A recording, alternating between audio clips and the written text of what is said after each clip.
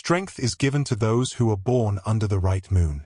That's what Lily's mother had told her before she disappeared into the northern forests, leaving behind only a silver circlet and a daughter who would never shift. But when you're the only wolf in your pack without a beast, when you're the broken thing no alpha would ever claim, you learn that strength is just another word for cruelty.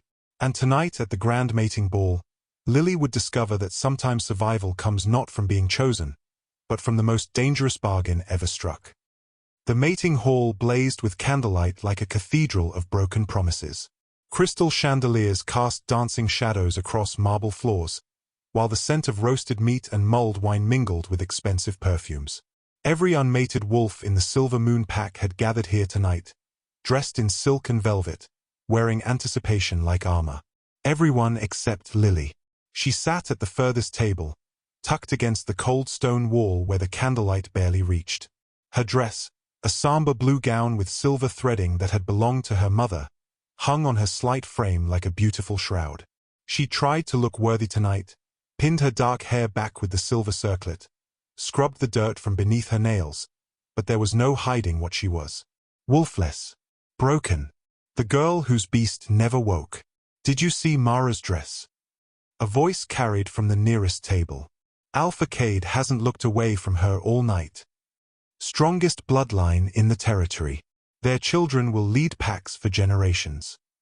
Lily's fingers curled around her untouched wine glass. 5 ceremonies. 5 years of being invisible. Lily. Elder Marcus appeared beside her table, his weathered face creased with pity. You shouldn't isolate yourself back here. I'm fine here, Elder Marcus. Truly. She forced a smile. Better view of the ceremony from this angle. They both knew it was a lie. He sighed and retreated into the crowd, leaving Lily alone with her empty plate and emptier heart. At the raised dais, Alpha Blackwood stood in ceremonial robes. Brothers and sisters of the Silver Moon, tonight we gather to honor our most sacred bond. The mating ceremony strengthens our pack, purifies our bloodlines. Lily had heard this speech 4 times before. The ceremony began. Names were called. Elegant she-wolves glided forward, and powerful alphas claimed them one by one. The hall grew louder, more jubilant. The happiness was suffocating. She was reaching for her glass when the massive oak doors exploded inward. The crash echoed like a cannon shot. Music stopped. Every head turned as a figure stepped through the shattered doorway, and Lily felt the air itself retreat from the room. He was enormous. 7 feet of muscle and menace, clad in battle-scarred armor that caught the candlelight like scales. A golden cloak draped from shoulders broad enough to block out the doorway. But it was his eyes that made her breath catch. Pale gold, luminous and predatory. The Lycan King. Liam of the Northern Wastes. He strode into the hall, and the crowd parted like water before a blade. His golden eyes swept across the assembled she-wolves, past Mara in her crimson silk, past every beautiful, worthy female in the pack, and landed on Lily. He moved toward her with terrifying purpose. She pressed back against the wall as he stopped before her shadowed table and leaned forward, his massive hands bracing on the wood. You, he said, his voice a rumble meant only for her ears. What's your name? Lily. Those golden eyes held hers, and in their depths she saw something desperate beneath the primal dominance. He leaned closer. I need you to act like you're mine. Then he pulled her to her feet and turned to face the stunned assembly with Lily tucked against his armored side. I've chosen, Liam declared. This one is mine. The silence that followed was absolute. Even the candle flames seemed frozen in place, afraid to flicker. Lily's legs trembled beneath her as Liam's hand remained locked around hers, his grip iron-strong but not painful. Her mind screamed at her to move, to speak, to do something other than stand there like a deer caught in lantern light. But the weight of every eye in the hall pressed down on her shoulders like stones. Alpha Blackwood found his voice first. Your Majesty, there must be some mistake. This girl is mine. Liam's single word cut through the Alpha's protest like a blade through silk. His golden eyes never left Lily's face. Or are you questioning my choice? The threat in those words was unmistakable. Blackwood's mouth opened and closed soundlessly before he bowed his head in submission. Around the hall, whispers erupted like a disturbed hive of wasps. Lily caught fragments, impossible, wolfless. Why her? Each word a tiny knife. Liam's thumb traced a slow circle against her palm, and when he spoke again, his voice dropped to a register meant only for her ears. Walk with me. Now. He didn't wait for an answer. He turned, pulling her alongside him as he strode back toward the shattered entrance. Lily stumbled in her attempt to keep pace with his massive strides, her blue gown tangling around her ankles. The crowd parted before them in waves, faces blurring past in expressions of shock, envy, and barely concealed disgust. They passed Mara, whose crimson dress suddenly seemed garish and overdone. The she-wolf's perfect mouth hung open in disbelief. Elena clutched her friend's arm, whispering furiously. Elder Marcus looked stricken, one hand raised as if to call her back to safety. But there was no safety. Not anymore. Not after this. Liam led her through the broken doorway into the cold night air. The ceremony grounds opened before them, manicured gardens and stone paths illuminated by paper lanterns that swayed in the autumn breeze. He didn't stop until they were far enough from the hall that the music and shocked voices faded to murmurs. Then he released her hand and turned to face her fully. Up close, without the crowd pressing in, Lily could truly see him. Battle scars traced silver lines across his knuckles and up his forearms where his armor didn't cover. His golden cloak bore the emblem of the northern wastes, a wolf's head crowned in ice. Everything about him spoke of violence barely restrained, of power that could crush her without thought. You're afraid. It wasn't a question. You just claimed me in front of my entire pack. Lily's voice shook despite her best efforts to steady it. Why wouldn't I be afraid? Something that might have been respect flickered in his eyes. Most would be honored. Most aren't wolfless. No, he agreed. They aren't. He stepped closer, and Lily forced herself not to retreat. Which is exactly why I chose you. The words made no sense. I don't understand. Liam's jaw tightened, and for the first time, she saw something other than dominance in his expression. Calculation, yes, but also something darker. Desperation. I need a mate. Not a real one, but the appearance of one. The ancient elders demand it, and without their support, my throne is vulnerable to those who would see me overthrown. Lily's breath caught. You want me to pretend? To be my fated mate. My queen. He leaned down, bringing his face level with hers, and the intensity in his golden eyes made her stomach flip. Play the part convincingly, and I will give you everything you've been denied. Respect. Power. A place where you're not invisible. His voice dropped to a growl that vibrated through her bones. And when they see you standing beside me, when those who shunned you must bow at your feet, that will be your vengeance. The word hung between them like a promise and a curse. Vengeance. How many nights had she lain awake wishing for exactly that? Wishing the pack would see her as something more than broken, more than worthless? But this was madness. Why me? She whispered. You could have any she-wolf in that hall. Stronger ones. Beautiful ones who could actually. Because they would demand more than I'm willing to give. His hand rose to cup her jaw, his thumb brushing across her cheekbone with surprising gentleness. They would want love, devotion, a real bond. You understand what it means to be used. To survive. His eyes bore into hers. And you're smart enough to know this offer won't come twice. He was right. Lily hated that he was right. Her entire life had been spent in shadows, watching others live while she merely existed. And now here stood a king, terrifying and deadly, and offering her a crown made of lies. She thought of Elena's pitying looks, of Mara's casual cruelty, of Alpha Blackwood's disappointment every time she failed to shift, of 5 ceremonies spent alone at the furthest table. Lily looked up at the Lycan King, at the dangerous bargain gleaming in his golden eyes, and made her choice. She placed her trembling hand in his massive palm. Tell me what to do. Liam's smile was sharp as a blade. Act like you're mine. The journey north took 3 days, and with each passing mile, Lily felt herself leaving behind everything she'd ever known. They traveled in a convoy of black carriages flanked by armored Lycan guards who made even the strongest wolves from her pack look like children. Lily rode in Liam's carriage, a massive thing of reinforced steel and dark wood that could have fit her childhood home inside it.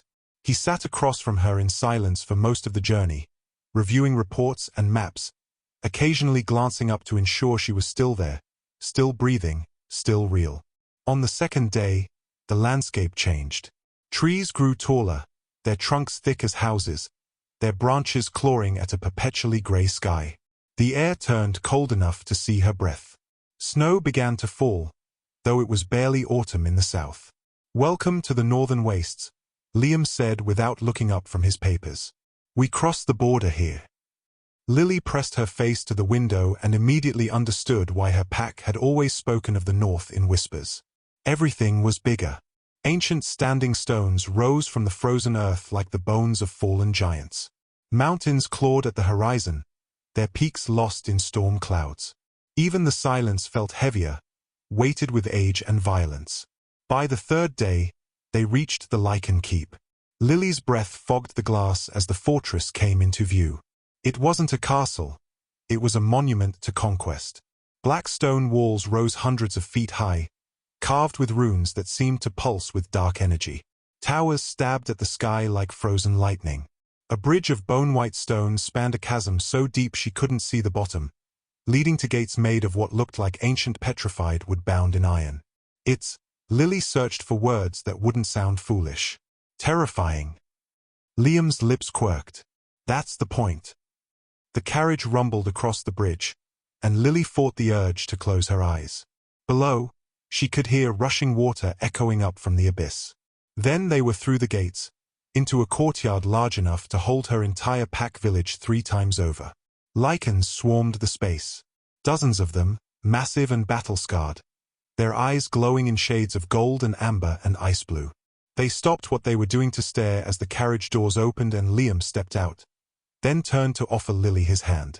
She took it, forcing herself to stand tall despite her trembling legs, and descended into a world where she was suddenly the smallest, weakest thing alive.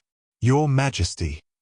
A man approached, nearly as tall as Liam but leaner, with dark hair pulled back and eyes like chips of obsidian. His face was all sharp angles and skepticism. "So the rumors are true. You brought back a pet." "Raphael." Liam's voice held a warning. "This is Lily, my mate. You'll address her with the respect her position demands." Raphael's gaze slid to Lily, assessing and finding her wanting in the span of a heartbeat. "Of course. My queen." The title sounded like an insult in his mouth, though I question whether something so fragile can survive here. Before Lily could respond, a woman emerged from the crowd. She was beautiful in a feral way, platinum hair, predatory grace, and a smile that promised violence. She circled Lily slowly, like a wolf examining wounded prey. "This is what you chose." The woman laughed, the sound crystalline and cruel. "I've seen stronger field mice. Tell me, little wolf, can you even shift, or are you one of those pitiful broken things?" "Zoe." Liam's growl was a physical force. "Stand down." "I'm merely curious, my king." Zoe tilted her head, still smiling. "We all are. You leave for the south and return with this tiny creature who smells more human than Lycan. Surely you can understand our confusion." Lily's nails bit into her palms. She wanted to shrink away, to disappear, but Liam's hand found the small of her back, steadying her. "What I understand," Liam said, his voice dropping to something dangerous, "is that my choices are not yours to question. Lily is mine. That makes her untouchable. Or would you like to test that theory?" The threat hung in the air like a blade. Zoe's smile never faltered, but she stepped back, bowing her head in mockery of submission. "Of course not, Your Majesty. I merely wish to welcome our new queen properly." Raphael cleared his throat. "The elders are waiting in the throne room. They wish to meet her." Liam nodded curtly, then leaned down to whisper in Lily's ear, his breath warm against her chilled skin. "Remember the rules. In public, you're everything to me. Look at me like you can't breathe without me. Touch me like you have the right. Make them believe it. And in private. Lily whispered back. His jaw tightened. In private, we're strangers with a contract. Nothing more. He straightened, his hand sliding from her back to her hand, fingers intertwining. When he looked at her again, his expression had transformed, softened into something that looked dangerously close to adoration. Come, my love. Let me show you your new home. The endearment was honey over poison, but when he smiled at her, Lily understood the game. She squeezed his hand and smiled back, trying to pour every ounce of devotion she didn't feel into her eyes. Raphael's expression remained dubious. Zoe's smile sharpened into something hungry. But as Liam led her toward the towering doors of the keep, Lily realized with cold clarity that surviving this place would require more than just acting. It would require becoming someone else entirely. Someone who belonged beside a king in a fortress of bone and ice. Someone who could smile while surrounded by predators waiting for her to bleed. The feast hall was a cavern of firelight and shadow, long tables groaning under the weight of roasted meat and dark wine. Hundreds of Lycans filled the space, their conversations a low rumble punctuated by laughter that sounded more like growls. At the head table, Lily sat beside Liam on a throne that made her feel like a child playing dress-up in her mother's clothes. The ancient elders sat to their left, three withered creatures whose age showed in the silver of their eyes and the weight of their stares. They'd been questioning her for the better part of an hour. Tell us, child, Elder Moira leaned forward, her voice like wind through dead leaves. How exactly did the king claim you? What sign did the moon goddess give? Lily's wine glass trembled slightly in her hand. Beside her, Liam's fingers found her thigh beneath the table, a warning squeeze. It was sudden, she said carefully. At the ceremony, our eyes met across the hall, and I felt. Felt what? Elder Theron pressed. Be specific. Like I was drowning and breathing for the first time all at once. The lie tasted bitter, but she forced conviction into her voice. Like everything before that moment had been half-lived. Liam's hand tightened, this time in approval. How romantic, a voice dripped with sarcasm from down the table. Anna, Zoe's red-haired shadow, smiled sweetly. Though I wonder how a wolfless thing can recognize a true mate bond at all. Heat crept up Lily's neck, but before she could respond, Anna stood, wine glass in hand. A toast to our new queen. She moved around the table toward Lily, her steps deliberately unsteady. May she prove herself worthy of, oh. Anna's foot shot out at the last second. Lily saw it coming but had no time to react. She tumbled from her chair, landing hard on the stone floor, her dress tangling around her legs. Wine splattered across the ancient stones like blood. The hall fell silent. Lily's palms stung where they'd caught her fall. Shame and rage warred in her chest as Anna gasped, "Oh, how clumsy of me. Are you hurt, Your Majesty?" The mockery was clear. The court watched, waiting to see if their new queen would crumble like the fragile thing they believed her to be. Lily pushed herself up slowly, ignoring Anna's offered hand. She brushed off her dress with deliberate care, then looked directly at the red-haired Lycan. When she spoke, the words came from months spent buried in her Pax library, studying texts no one else bothered to read. Vos estis sicet carnis latrans sub luna, multum clamoris, nullius momenti. Her pronunciation was perfect, each syllable sharp as glass. Anna's face went blank with confusion. But around the table, the elders straightened, and several older Lycans exchanged startled glances. Elder Moira's lips twitched. Did she just? She did, Elder Theron confirmed, something like respect entering his voice. Liam leaned back in his throne, one eyebrow raised. Perhaps someone should translate for those who don't speak the old tongue. Lily met his gaze and smiled sweetly. I simply said that she barks loudly beneath the moon but signifies nothing. She turned back to Anna, whose face had gone red. A common phrase in ancient texts. I thought it fitting. For a long moment, no one moved. Then Liam threw his head back and laughed, a genuine, booming sound that echoed off the vaulted ceiling. Others joined in, and Anna stood frozen, humiliation burning in her eyes as the court laughed at her expense instead of Lily's. Liam stood and extended his hand, pulling Lily back to her feet and into his arms. His eyes gleamed with something dangerous and approving. "My clever queen," he murmured, loud enough for nearby tables to hear. "You never cease to surprise me." He kissed her forehead, and Lily felt the shift in the room. Not acceptance, not yet, but something close to respect. The training yard was a brutal place of packed earth and bloodstains that never quite washed away. Lily had been watching from the colonnade for 3 days, studying the way the Lycans moved, all lethal grace and controlled violence. She'd thought herself safe in the shadows. She was wrong. The Queen honors us with her presence. Bobby's voice boomed across the yard. He was one of Zoe's inner circle, built like a siege engine with a smile that never reached his eyes. Perhaps Her Majesty would like a demonstration. Lily tensed. "I'm merely observing." "Nonsense."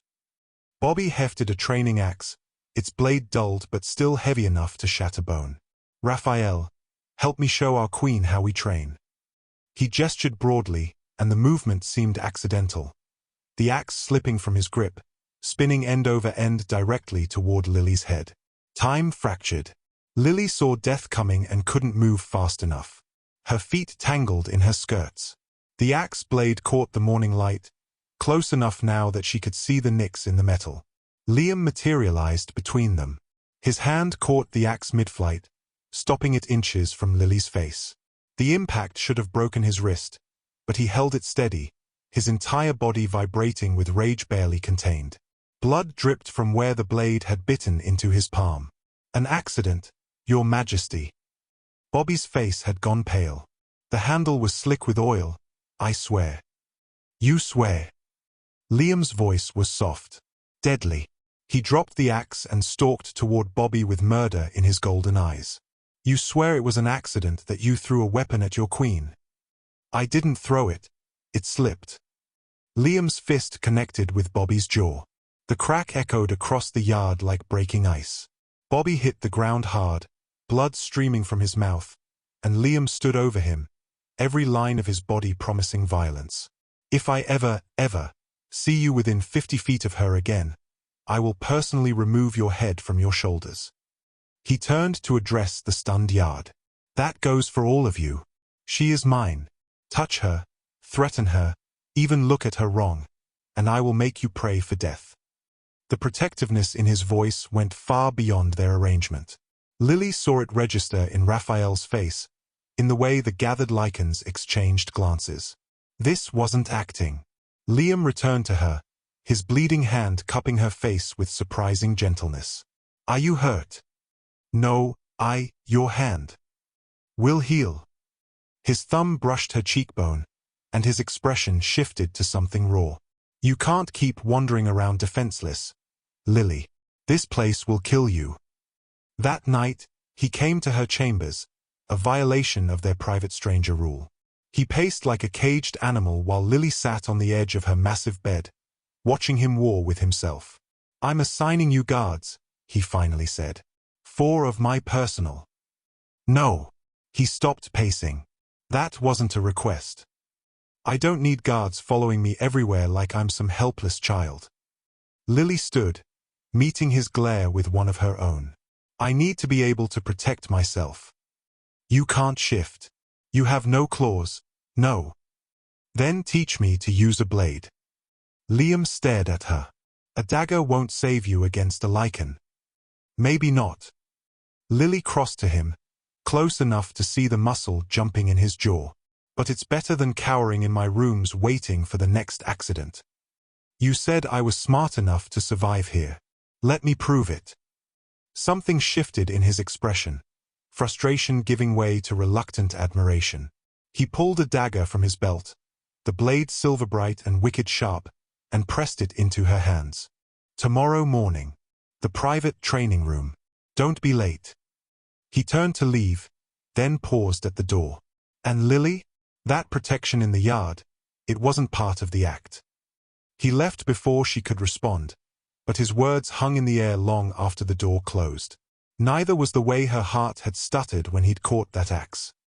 The blizzard came from nowhere, a wall of white that swallowed the world in minutes. One moment Lily and Liam were riding back from inspecting the northern border. The next they were fighting through snow so thick she couldn't see her own hands. Liam's arm around her waist was the only thing keeping her on the horse. The hunting cabin appeared like a miracle, small, stone, half buried in drifts. Liam kicked the door open and pulled Lily inside, both of them gasping from cold that burned like fire in their lungs. "We'll wait it out here," Liam said, already moving to the fireplace. His fingers were stiff as he worked flint and steel, coaxing reluctant flames to life. These storms can last days. Days. Trapped together. No court watching, no performance required. Lily shed her snow-crusted cloak with trembling hands and moved closer to the growing fire. The cabin was bare, one room, one bed, supplies for emergencies. Intimate in a way that made her stomach flutter with something that wasn't quite fear. Hours passed in near silence. The blizzard screamed outside, rattling the shutters. Inside, firelight painted everything in shades of amber and shadow. Lily watched Liam from beneath her lashes as he checked the door for the third time, his shoulders tight with tension that had nothing to do with the storm. "Why did you really need a mate?" The question escaped before she could stop it. Liam went still. "I told you. The elders. There's more." Lily pulled her knees to her chest. "I've seen how you look at your throne. Like it's a burden you're desperate to keep but hate carrying." For a long moment, she thought he wouldn't answer. Then he sank onto the floor beside her, close enough that their shoulders almost touched. "My father cursed our bloodline before he died." His voice was rough, barely audible over the storm. "Every Lycan King must take a mate before his 30th winter or lose his beast entirely. Become human. Powerless." He laughed bitterly. "I have 6 months left." Lily's breath caught. "And if you lose your beast?" "The throne passes to whoever can take it by force. Civil war. Hundreds dead." He turned to look at her, his golden eyes reflecting firelight. "I couldn't risk a real mate. Someone who would expect love, loyalty, forever. Someone I could care about enough to." He stopped, jaw tightening. "To make you vulnerable," Lily finished softly. "Yes." The word hung between them like a confession. Lily understood vulnerability, had lived with it her entire life. "My mother left when I was 10, she heard herself say. "The day I failed to shift for the first time. She told me she couldn't watch me be broken." Her throat tightened. "My father tried, but he looked at me the same way everyone else did. Like I was a disappointment he was obligated to endure." Liam's hand found hers in the darkness. His palm was warm, calloused, steady. "You're not broken," he said with such fierce conviction that tears stung her eyes. "You're surviving in a world that wants you to fail. That's not weakness. That's strength." Lily turned to him, and something in his expression made her heart forget how to beat properly. This wasn't the king. This was just Liam, tired and burdened and looking at her like she mattered. The fire burned lower. The cold crept in despite the flames. When Liam suggested they share the bed for warmth, it should have felt wrong. Instead, it felt inevitable.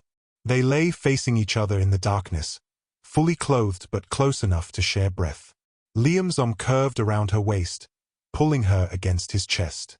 His heartbeat thundered against her back, too fast for sleep. "This isn't part of the act," he whispered into her hair. "I know," Lily breathed, her hand covering his where it rested against her stomach. Outside, the blizzard raged. Inside, something far more dangerous than weather began to thaw. Gaius arrived 3 weeks later like a plague dressed in velvet. Lily watched from the throne room balcony as his procession entered the courtyard, 20 armored Lycans bearing the crimson banner of the Eastern Territories. But it was Gaius himself who commanded attention. Tall and lean with silver-streaked black hair, he moved with the controlled grace of a serpent preparing to strike. When he looked up at the keep, his pale eyes found Lily immediately, and his smile was all teeth. "Rogue Lord Gaius," Liam said beside her, his voice tight. He controls 3 clans and has wanted my throne since before my father's death. Why is he here? Because he was summoned. The elders demanded all clan lords attend the winter solstice celebration. Liam's hand found her waist, possessive, to witness our union. The formal dinner that night was a battlefield disguised as a feast. Gaius sat at Liam's right hand, his presence poisoning every conversation. He spent the first hour asking innocuous questions about Lily's pack, her lineage, how she and Liam met. Each question felt like a probe searching for weakness. Then he leaned forward, candlelight catching the cruel intelligence in his eyes. "Tell me, Your Majesty, I notice you bear no mating mark. Surely after weeks of bonding, the king would have claimed you properly." The table fell silent. Lily's hand froze halfway to her wine glass. The mark, the visible bite scar that proved a true mating bond. She and Liam had no such thing. "Our bond needs no physical proof," Liam said coldly. "Of course not." Gaius's smile sharpened. "Though tradition dictates otherwise. One might wonder." He paused, letting the implication hang. "One might wonder if this union is as fated as claimed. Or if perhaps it serves another purpose entirely." "Careful, Gaius." Raphael's voice cut across the tension. "You border on treason. I merely observe what others are too polite to mention." Gaius turned his attention fully to Lily, a wolfless girl from an insignificant pack, elevated to queen overnight. No mark, no witnesses to the bond's formation. Some might say she's remarkably convenient, almost as if she were planted here by enemies seeking to infiltrate. "Enough." Liam's growl vibrated through the floor. "You will not speak of my mate with such disrespect." "Disrespect?" Gaius spread his hands innocently. "I speak only concern for your throne, Your Majesty. Zoe, you've spent time with our queen. Surely you can attest to her legitimacy." All eyes turned to Zoe, who sat 3 seats down wearing an expression of calculated sympathy. "I can attest that Her Majesty is unlike any queen we've ever had. Whether that's blessing or curse remains to be seen." The alliance was clear. Gaius and Zoe, united in their suspicion. Lily excused herself before dessert, the walls of the throne room pressing in like a coffin. She made it to her chambers, threw clothes into a travel bag with shaking hands. She couldn't stay, couldn't keep lying when Gaius could see through every facade, when Zoe waited for any excuse to destroy her, when the whole deadly game was about to collapse. Running. Raphael stood in her doorway, arms crossed. "I didn't think you were a coward." "I'm not, I can't, they know. They suspect." Raphael entered, closing the door behind him. "There's a difference. Gaius is testing you, trying to make you break. Then he's succeeding." Lily's voice cracked. "I don't belong here. I'm not strong enough." "You stood before the elders and spoke the old tongue. You demanded to learn the blade. You've survived 3 weeks in a court designed to devour the weak." Raphael's expression softened slightly. "Liam needs you. Not because you're convenient, but because you see him as a man, not just a king. I've watched you together. Whatever started as pretense, isn't anymore." Lily's bag slipped from her fingers. "It doesn't matter if Gaius destroys us both. Then don't let him." Raphael moved to the door, paused. "Stay. Fight. Show them all what I'm starting to see, that you're exactly the queen this forsaken place needs." He left her standing there, torn between terror and something that felt dangerously like hope. Zoe issued the challenge 3 days before the solstice, in front of the entire court where Liam couldn't refuse without appearing weak. Ancient tradition permits any high-ranking female to test a new queen's worth, Zoe announced, her voice carrying across the throne room. "I invoke the trial of ice. Let Her Majesty retrieve the moonstone relic from the frozen caves before the sun sets tomorrow. If she succeeds, I will bow to her authority. If she fails..." Zoe's smile was razor-sharp. "Well, we'll know she never deserved the crown." The elders nodded their approval. Gaius watched with barely concealed satisfaction. And Liam's hand on the throne arm tightened until his knuckles went white. "Accepted," Lily said before he could speak. She felt his fury burning beside her, but she met Zoe's eyes steadily. "I'll return with your relic." The frozen caves opened like a mouth in the mountainside, exhaling mist that tasted of ancient magic and death. Raphael had tried to accompany her, but the rules were clear: she must enter alone. Lily stood at the threshold with only a torch, a dagger, and knowledge gleaned from dusty library books about creatures that shouldn't exist. The ice wraiths appeared within minutes of her descent. They formed from the frozen walls themselves, translucent figures of frost and malice with eyes like dying stars. 3 of them circled her, their presence dropping the temperature until her breath came in painful gasps. One lunged, and Lily barely rolled aside as claws of ice raked the space where she'd stood. She couldn't fight them. They were made of winter itself.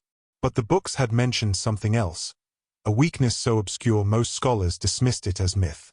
Ice wraiths were born from the frozen breath of the dying, anchored to this realm by their final moments of rage and sorrow. "I'm sorry," Lily whispered, lowering her dagger. "I'm sorry you died in anger. I'm sorry you're trapped here." The wraiths paused, tilting their terrible heads. "I know what it's like to feel forgotten, to be treated as less than nothing." Her voice echoed off frozen walls. "But I see you. I acknowledge your suffering. You don't have to be this anymore." For a heartbeat, nothing happened. Then one wraith reached toward her, not with violence but with something like longing. Its form began to dissolve, frost falling away like tears. The others followed, their rage dissipating into whispers of gratitude that faded into silence. The path forward opened. Lily found the moonstone relic in the deepest chamber, a crystal that pulsed with pale light. She grabbed it and ran, but the caves fought back. Collapsing tunnels, falling ice, a chasm that opened beneath her feet. She made it out as the sun touched the horizon, blood streaming from a gash on her temple, her dress torn, the relic clutched to her chest. The court was waiting. Zoe's smirk died when Lily limped forward and placed the moonstone at her feet. "Your relic," Lily said through chattering teeth. "As requested." Then Liam was there, catching her as her legs gave out. His roar of fury scattered half the court as he swept her into his arms and carried her away, leaving Zoe staring at the moonstone in defeated silence. In Lily's chambers, he tended her wounds with hands that shook with barely controlled rage. "You could have died. That challenge was designed to kill you, and I couldn't." His voice broke. "I couldn't stop it. I'm here." Lily caught his face between her hands, forcing him to meet her eyes. "I'm alive. I won. This time." He pressed his forehead to hers, and when he spoke again, his voice was raw.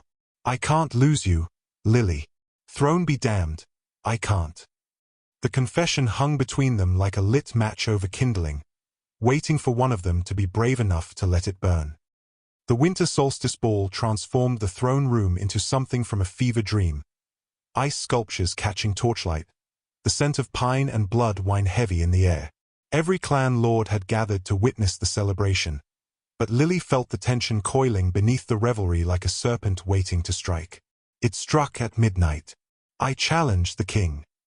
Gaius's voice cut through music and laughter like a blade through silk. He stood at the center of the room, hand on his sword. "For the throne of the northern wastes." The room erupted. Ancient law permitted such challenges during the solstice, trial by combat, to the death or submission. Liam descended from his throne slowly, golden eyes blazing, already removing his ceremonial cloak. "Liam, don't," Lily started, but Raphael's hand on her arm stopped her. "He has no choice," the beater said grimly. "Refusing means forfeiting the crown." They cleared the center of the hall, creating a circle of deadly intention. Lily was pushed to the front, forced to watch as the 2 males circled each other. Liam was larger, more powerful, but Gaius moved with unnatural speed. The first blow sent Liam crashing into a pillar hard enough to crack stone. Lily's breath stopped. That shouldn't have happened. Gaius was strong, but not stronger than a Lycan King. Liam rose, blood trailing from his mouth, confusion flickering across his face before Gaius struck again with impossible force.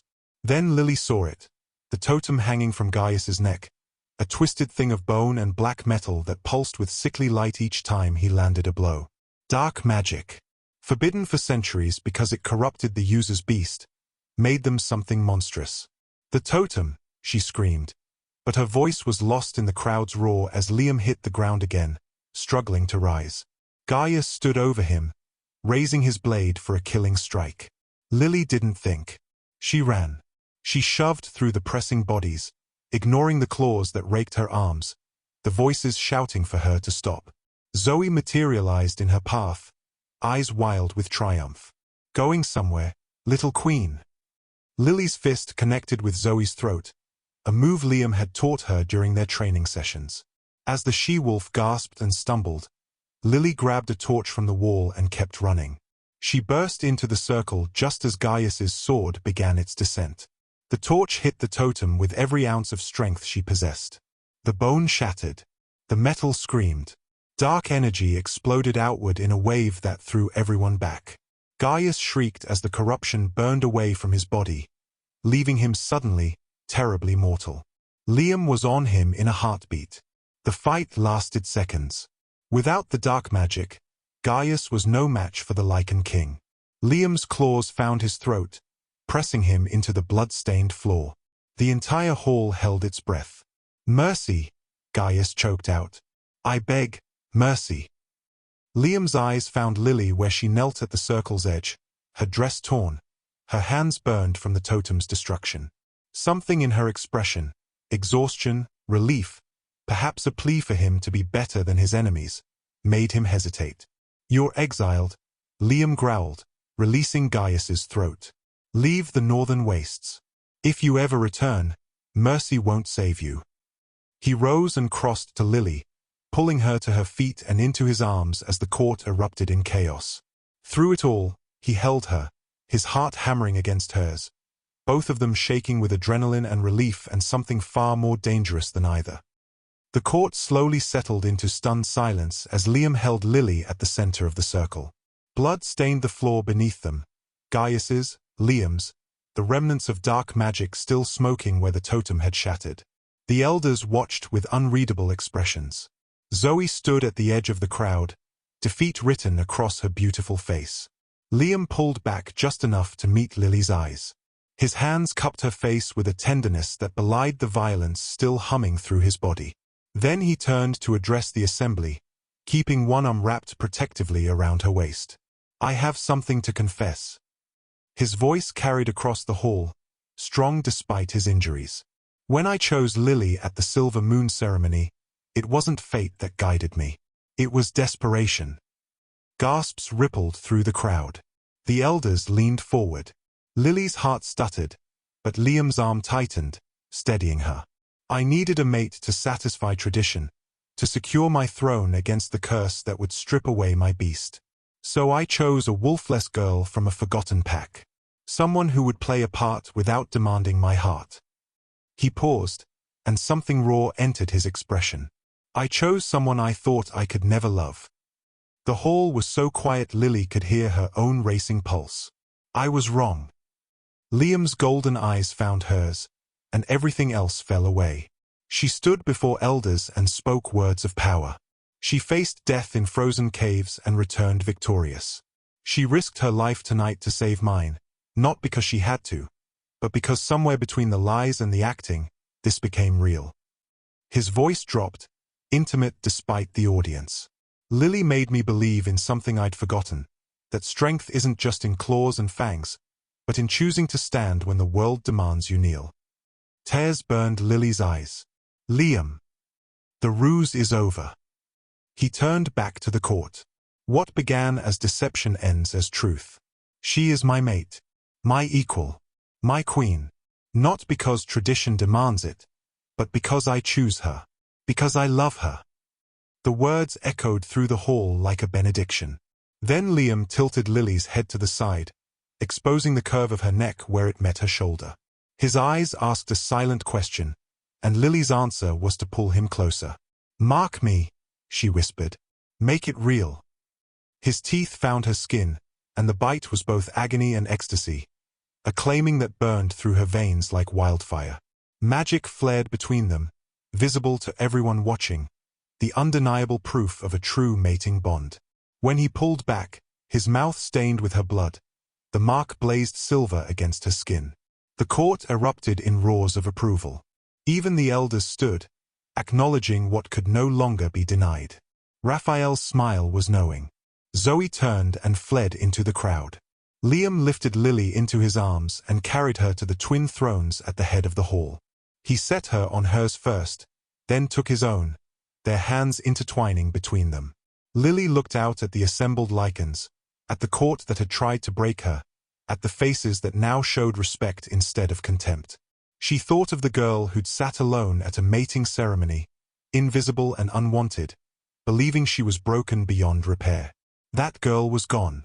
In her place sat a queen who had survived ice and poison and dark magic, who had won a king's heart not through bloodline or power, but through courage and wit and refusing to surrender. All hail Queen Lily of the Northern Wastes, Liam's voice rang out. And the court bowed. If you enjoyed this story, please subscribe to the channel for more werewolf romance tales, alpha kings, rejected mates, and powerful omega stories. Hit the notification bell so you never miss an upload. Leave a comment below telling me where you are listening from and what kind of werewolf stories you'd like to see next. Your support means everything and helps me create more content like this. Thank you for reading, and I'll see you in the next.